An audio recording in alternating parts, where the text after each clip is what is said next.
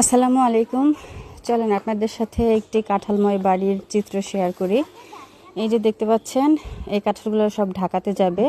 প্রতিটি গাছ থেকে কাঁঠাল পাড়া হয়েছে, প্রায় এক একটা গাছ থেকে 10টি 15টি করে পাড়া হয়েছে। তারপরেও বহুত কাঁঠাল গাছে রয়ে গিয়েছে।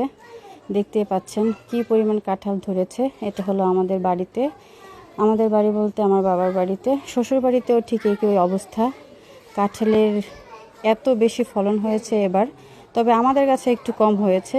তো আমাদের কাছে কম হওয়াতে কোনো সমস্যা নেই, যেহেতু আমার কাকাদের গাছে প্রচুর হয়েছে। তো কাঁঠাল ওরকম দেখা গেছে আমাদের কিনে খাওয়ার মতন দরকার হয় না। সবাই যার গাছে বেশি হয় তারা একজন আরেকজনকে শেয়ার করে। এই আমাদেরও প্রায় 5টা 6টা এরকম হয়েছে, ঢাকা যাবে। আর চাচারা তো এরকম 10টা 15টা ভরে ভরে যাদের আত্মীয় স্বজন ঢাকাতে আছে কিংবা যাদের গাছ নেই কাঁঠাল গাছ, তাদেরকে দেওয়ার জন্য প্রায় সারা বাড়িতে মনে হয় 100 কাঁঠাল কাটা হয়েছে।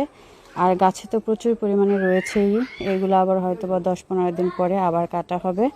আসলে গ্রামের এগুলোই আনন্দের, সবাই একসাথে মিলেমিশে থাকার আনন্দই অন্যরকম।